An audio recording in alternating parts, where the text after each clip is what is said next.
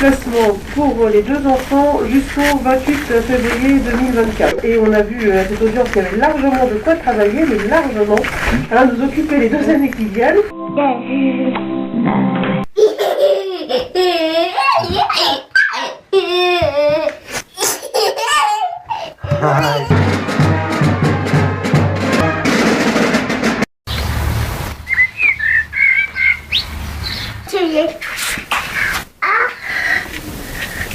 Nous sommes le 21 février 2022. Bienvenue à l'audience d'un juge des enfants de Versailles. Mes 2 garçons sont placés à l'ASE depuis le 17 juin 2011, dès leur âge de 1 et de 3 ans. L'ordonnance d'un juge des enfants visant le retour à la maison en avril 2012 n'a pas été respectée par les services de l'ASE. Malgré leur âge de 12 et de 14 ans, ils n'ont participé à aucune audience du juge des enfants depuis 2015 et ils n'ont eu aucun droit de visite avec moi depuis la même année. Pour comprendre pourquoi et comment nous sommes arrivés à une telle situation, je vous invite à participer à ce procès à travers les enregistrements d'un vieux téléphone portable oublié dans la salle d'audience. En plus du nouvel juge des enfants, nous sommes 8 participants à l'audience. L'identité de chaque intervenant va être affichée sur son portrait que j'ai réalisé à la peinture. Monsieur, qu'est-ce que vous souhaitez dire? Alors de façon constructive, Oui, bien sûr. Moi, les choses sont très simples. Le 17 juin 2011, mes 2 garçons sont placés à l'ASE pour 2 raisons bien distinctes. Premièrement, la fragilité psychiatrique de la mère et deuxièmement, une enquête en cours à l'égard du père. C'est ce qui est écrit dans le dossier. Donc, en septembre 2011... Excusez-moi, mais on est très nombreux, tout le monde s'exprime, on peut pas... Oui, donnez-moi un temps. 2-3 minutes. Non, mais c'est vous qui donnez 3 minutes. Moi, en fait, je vous dis juste... Non, mais pourquoi vous vous intéressez? Il y a les juges. Donc, voilà, dites-moi. 5 minutes. Mais madame, vous calmez, vous n'êtes pas le juge, vous n'êtes pas là pour juger. Donc, 3 minutes. Vous me dites 3 minutes. C'est pas la parole, c'est moi qui distribue la parole. Oh, très bien. Dites-moi, combien? 5 minutes? Allez, 14h55, à 15h, c'est bon. Très bien. Eh bien, donc, mes enfants, voilà, regardez bien l'heure, eh bien, je ne vais pas dépasser. Donc, en septembre 2011, tous les enquêtes et expertises m'ont mis hors de cause. J'ai été blanchi de tout soupçon. Donc, en 2011, à partir de septembre 2011, mes enfants auraient dû rentrer chez eux. Chez eux, c'est ma maison. La maison dont je suis propriétaire appartient aussi à mes enfants. Donc, à partir de là, il y a eu les enfants depuis septembre 2011 sont placés avec recours aux calomnies, aux mensonges, aux manipulations mentales et psychologiques des enfants. Parfois, on a prétendu que mes enfants voulaient me voir et tout de suite après, selon la situation, on a dit « Ah ben, ils ne veulent pas vous voir ». Parfois, on a dit « Vous êtes un fou ». Parfois, on a dit « Non, monsieur Idari peut très bien récupérer ses enfants ».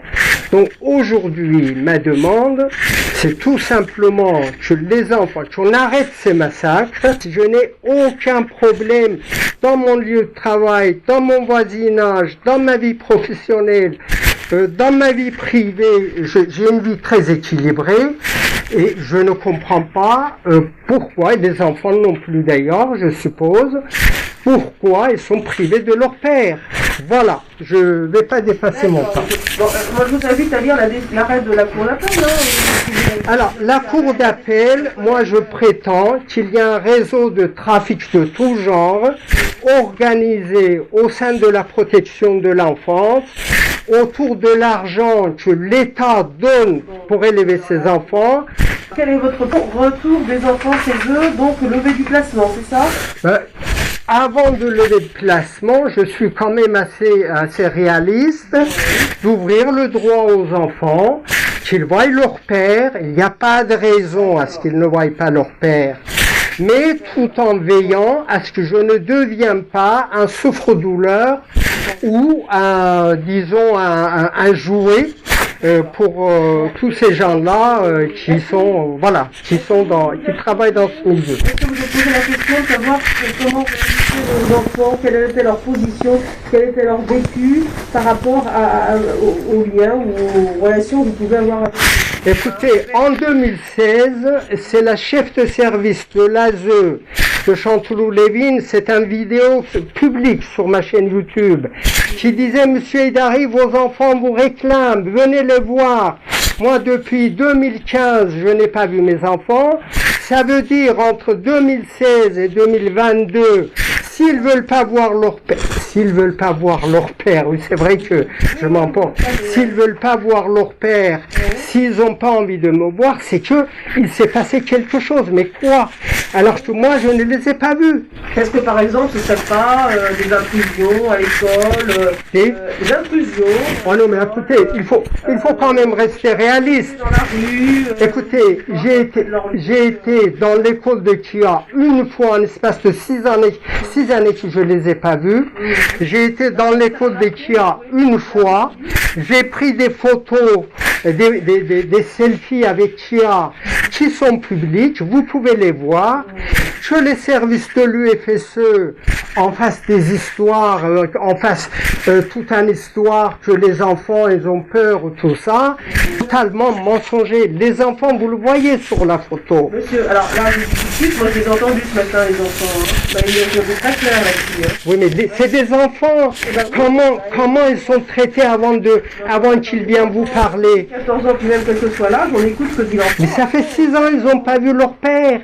Ils reçoivent des manipulations mentales et psychologiques, ces gosses. Ils m'ont dit, hein, eux, ils étaient très clairs dans leur expression. En tout cas, ils avaient peur. Ils n'ont pas de choix, madame. Ils sont dans la main des gens hostiles. Donc, ils les manipulent comme ils veulent. C'est des enfants.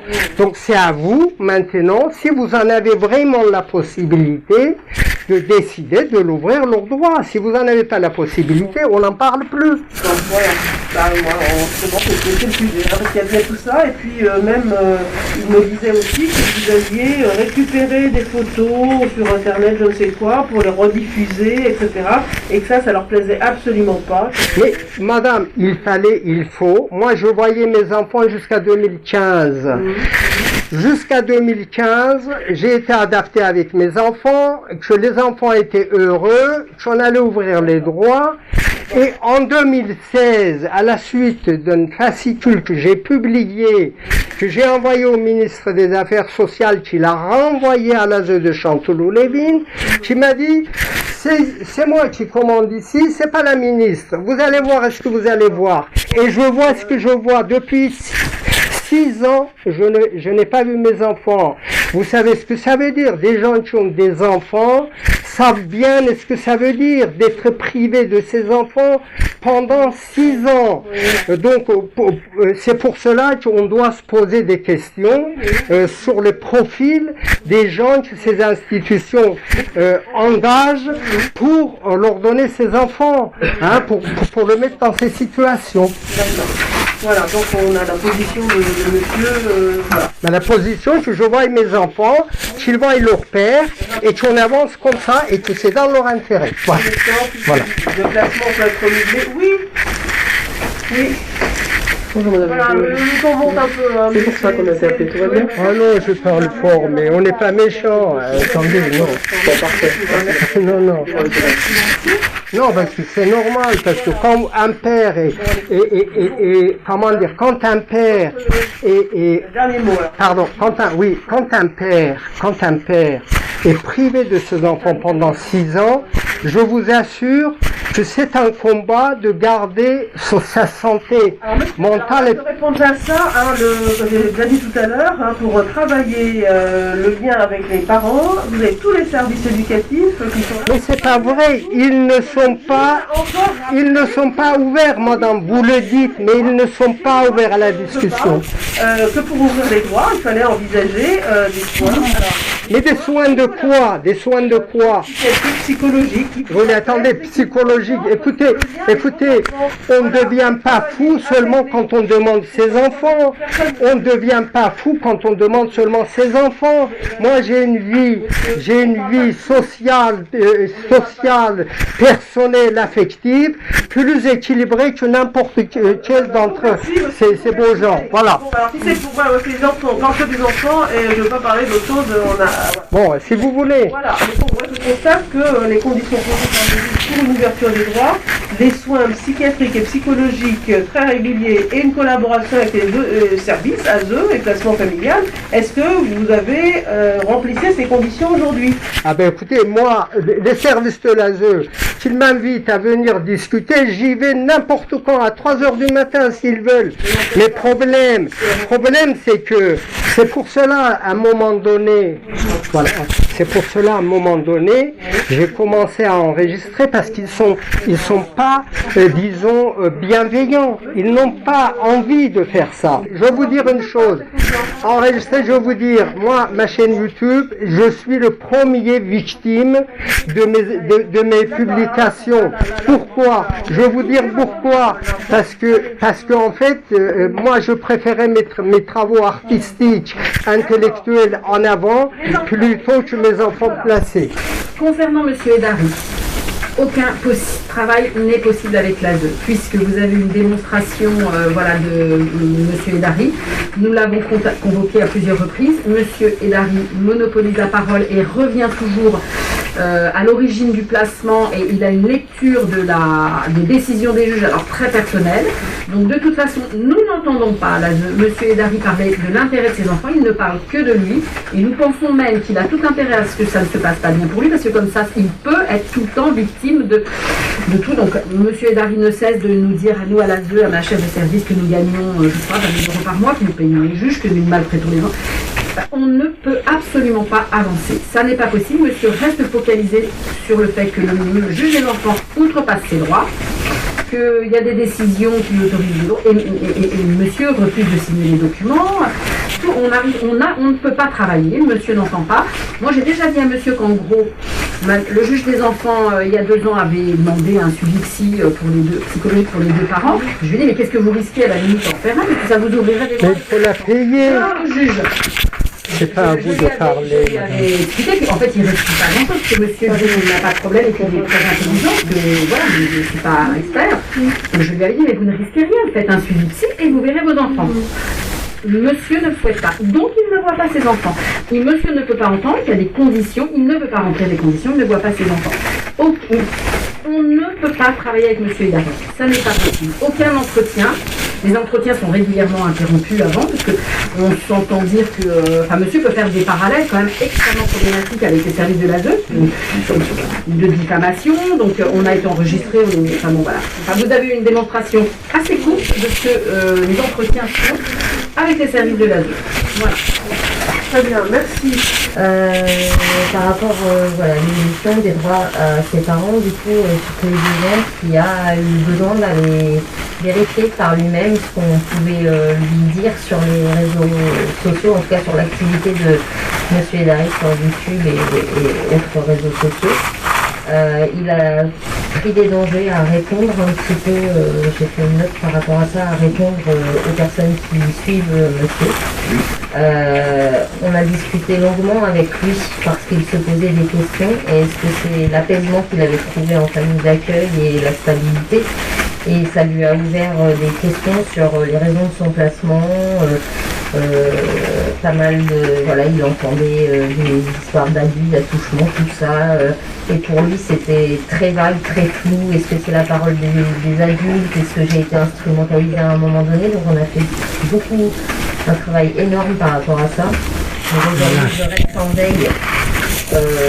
Donc, s'est donné cet accord. Je reste en veille en fait sur ce que M. Hilary peut mettre sur les réseaux et je lui en parle après pour pas qu'il le regarde seul en fait parce que aujourd'hui il est très impacté par ce qu'il entend, ce qu'il voit. Le fait qu'on instrumentalise son image, qu'il puisse se voir et qu'on lui dise son nom. Tout à l'heure, il me disait qu'il avait honte, qu'il commençait à avoir honte, notamment parce qu'à 14 ans, il commence à avoir lui accès à tous les réseaux sociaux et il se rend compte par lui-même en fait que son image et il ne comprend pas pourquoi son père agit en toute impunité. Oui, exactement. Notre père n'est pas sanctionné, il ne s'agit pas de lui dire simplement qu'il ne faut pas recommencer, un peu comme il pourrait dire aux enfants, il faut lui faire comprendre. C'est ça, voilà. Allez-y. C'est ça. Pour rebondir, parce qu'en fait, la réaction de Kia, parce que ça a été réactionnel, c'est qu'elle de dire à l'effraction de M. Hilary sur le lieu de placement et à l'école de son frère. Donc il y a une réaction d'adulte, on l'a mis dans des conditions d'adulte, pour aller protéger son petit frère, pour aller défendre son petit frère. Donc il a été le porte-parole, en fait, de façon comme un adulte, sur une position d'adulte, face à l'impuissance des adultes à le faire. En fait. Voilà, c'est ça. Et donc il a été dans cette réaction très rapide, dès qu'il a su que M. Hilary était venu rencontrer son frère pour lui donner soi-disant les cadeaux de Noël. Il a su que son petit frère a été en difficulté et il a eu une réaction en fait de protection. Et il a vu qu'il s'était aussi embarqué dans quelque chose qu'il n'a pas pu maîtriser, puisqu'il a fait des réponses. Et il a vu aussi que certaines réponses le mettant en difficulté en tant qu'enfant. Et donc on a repris ça avec lui. Alors c'est vrai que c'est compliqué, les réseaux sociaux, nous dans les services c'est compliqué parce qu'on est dans cette capacité à pouvoir les protéger, mais aussi les accompagner. Et avec M. Hilary, ça c'est pas possible. Parce que M. Hilary fait de la diffamation aussi de ses propres enfants. Et ses enfants en les martyrisant, on va dire, si j'utilise les mêmes propos que monsieur. Donc voilà, on en est là, et c'est vrai que ça a des impacts au quotidien. Est-ce que je peux répondre? C'est net. C'est très net. Est-ce que je peux répondre? On laisse parler tous les services. D'accord. Voilà, donc aujourd'hui, on est sur ce travail avec Kia de comment ça fait moins m'impacter, de comment protéger malgré des intrusions. En soi, en effet, il n'y a pas rien physique, mais Kia, il a toujours comment on va utiliser mon image, qu'est-ce qu'on va dire de moi, comment mes propos vont être. Voilà. Il a aussi après voilà. Mais on voit qu'aujourd'hui, l'équilibre qu'il a en famille d'accueil, ça lui suffit en fait, ça lui suffit. Les liens finalement de visite peuvent venir désorganiser finalement l'équilibre avec la famille d'accueil. Donc c'est de là, voilà, les deux garçons ne sont pas sur la même les mêmes demandes, sur la même longueur d'onde. Donc oui, là il a envie d'entretenir ses liens, mais peut-être un rythme moins soutenu. En tout cas, c'est ce que nous on veut faire. Partageant ses propres désirs, ses propres positionnements, sa propre volonté de faire quelque chose de sa vie pour un jeune garçon, tout simplement, et qui a quand même aussi des difficultés de maturité. Donc quand même, il est partagé entre ça et ne pas vexer ou fâcher sa mère. Parce qu'il connaît aussi la réaction de sa mère quand elle est fâchée. Et donc il est partagé dans cet entre-deux qui finalement, dans la balance des équilibres, le déséquilibre plus souvent dans son quotidien que l'équilibre en fait. Et il est encore dans ce chemin-là pour essayer de construire un peu les choses, pour peut-être voir aussi différemment les choses par rapport à ce lien. Je pense qu'il est plus comme ça. En tout cas, ce qu'il en montre actuellement, c'est de regarder dans cet équilibre. Aujourd'hui c'est ça. Alors, oui, vraiment, je suis désolée d'insister là-dessus, mais c'est vraiment en fait parce que là, par rapport même aux enfants, il faut qu'il y ait une régularité. Alors, on entend qu'effectivement les demandes sont différentes, et d'ailleurs, ça a très bien été expliqué, et voilà, mais ça n'a pas du tout été mis en place depuis l'arrêt de la cour d'appel. Alors, ça n'est pas, voilà, c'est bon, pas de chance, etc. Mais en l'occurrence, vraiment, une fois par mois, on en est loin. Madame l'a vu 2 fois depuis un an. Donc ça, c'est vraiment important si, voilà, pour avancer, parce qu'il y a vraiment, malgré tout une coupure quand même qui a été faite. Il y a un travail qui a besoin d'être fait. Il faut aussi, voilà, Madame essaye de son côté. Je suis tout à fait d'accord avec ce qui a été dit.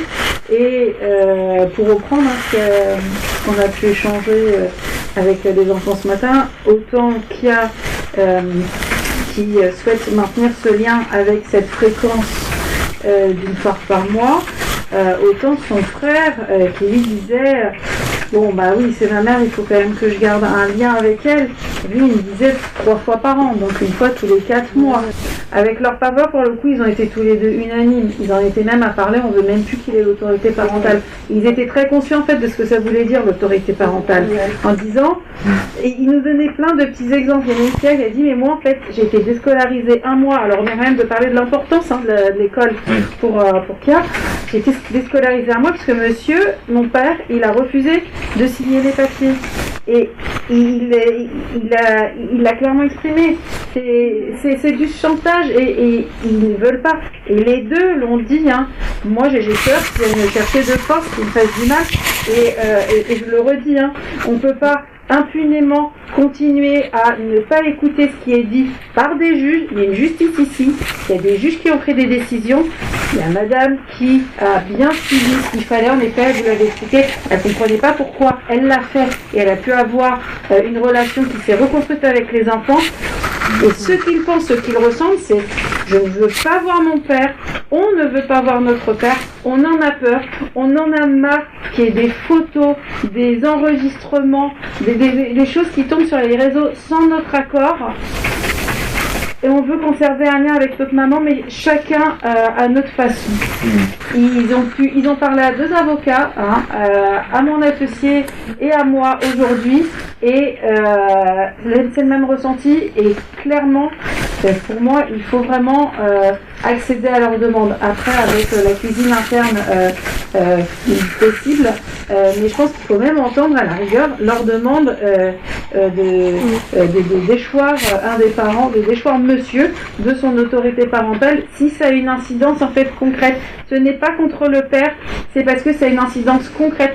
Ça peut pas être un combat à chaque fois qu'il faut signer un papier.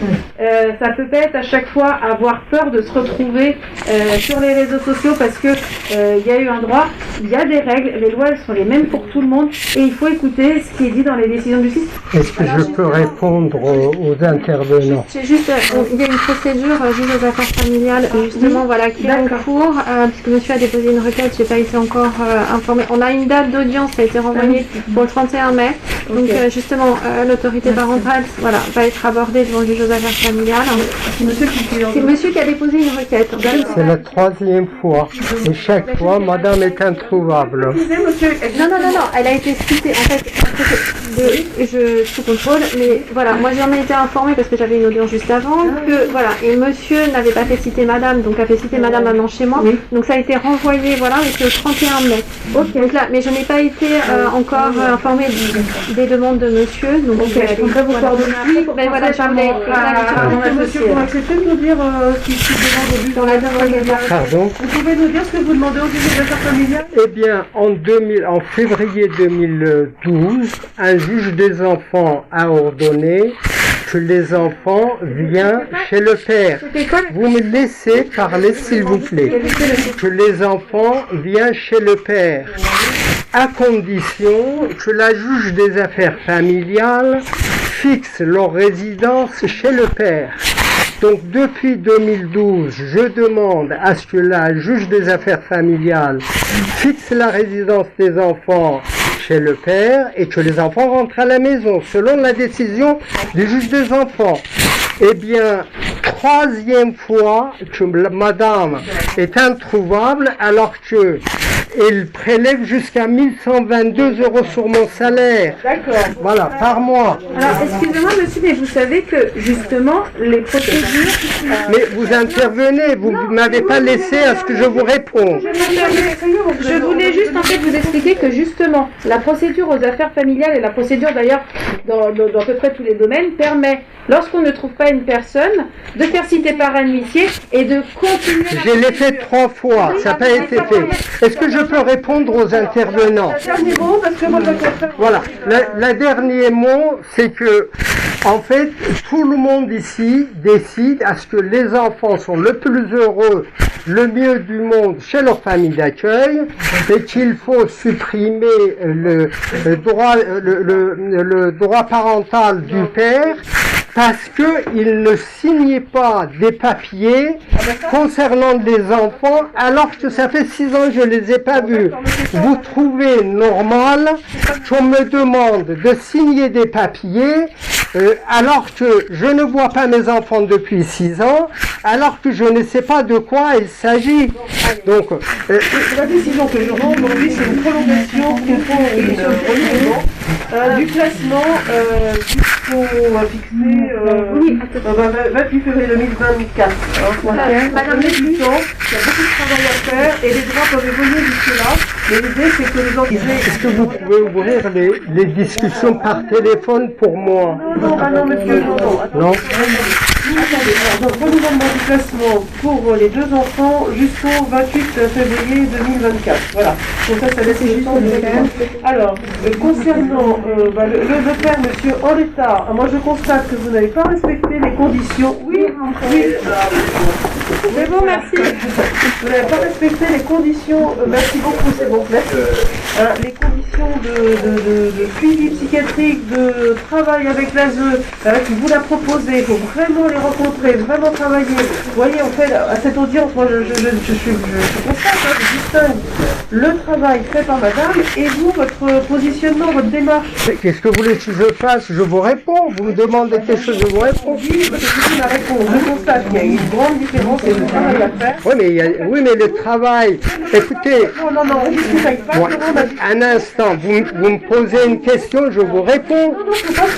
Vous voulez pas répondre, vous voulez pas que je réponde. Je constate, et je rends une décision. Je réserve les droits du père en l'état, et le père reste invité largement à rejoindre les services. Vous pouvez même si vous avez des convocations, vous n'y répondez pas, mais vous pouvez aussi. Mais ils m'ont pas envoyé de convocations que j'ai pas répondu.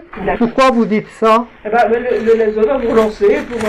Mais est-ce que vous m'avez envoyé, on parle des yeux dans les yeux, est-ce que vous m'avez envoyé une convocation que j'ai pas répondu? Bon, c'est long, elle se termine là. Moi, Non, mais c'est pas vrai que... Pour un renouvellement, on relance et monsieur, soyez attentifs aux convocations et répondez aux convocations. Mais écoutez, j'ai toujours répondu, pourquoi on dit ça? On va voir sur l'avenir, là, manifestement, vous n'avez pas... Voilà. Excusez-moi. Voilà, alors donc, les droits du père, de toute façon, sont réservés et le père est formellement invité à se mettre en lien de la même façon avec les services, comme... Oui, mais les services, je veux bien, et qu'ils m'invitent quand vous voulez, je viens discuter. Pourquoi vous dites je suis jamais venu? C'est 2 services, le service de placement familial, et on a vu à cette audience qu'il y avait largement de quoi travailler, mais largement, nous occuper les 2 années qui viennent, voilà, sachant que les enfants à ce jour ne sont pas du tout rassurés de votre attitude. Mais attendez, les enfants ne me voient pas, les enfants écoutent à ce que l'on dit. Il y a les manipulations des enfants. Applications et autres, mieux c'est, Voilà, une chose à la fin, s'il vous plaît, si je voulais demander, à vous, pour que au moins vous écrivez quelque part, c'est que quand on va sur YouTube, on voit le visage de nos enfants, ça nous fait mal au corps comme ça. Moi, ça me rend malade, madame. Et puis, alors, si une avocat des enfants, on a bien relevé ça, elle va vraiment que l'avocat fasse une démarche pour enlever J'ai pas entendu ce que vous avez dit. S'il y a une qualification pénale, il y a quand même pas mal maintenant des qualifications pénales pour ces comportements. Je vais voir avec ma consoeur. Oui, parce que tout ce qui est diffusion, etc. Parce que là, oui, madame, elle qualification pénale au même titre que l'enregistrement. Après, c'est sur l'école, ça m'inquiète tout d'un coup. Je en disant que monsieur était devant l'école des enfants, ça m'avait stabilisé. Oui, non, mais ça... Oui, mais vous aussi, parce que par rapport à vos enfants qui sont... Ça veut dire qu'on me prive de mes enfants depuis 6 ans et on veut même pas que je les conteste. L'audience est terminée, donc c'est clair. Le placement sur 2 ans, réservé droit des pères et la maman des droits individualisés. Alors, susceptible d'évolution, pareil, au cours des 2 années, Travail avec contexte et thérapie.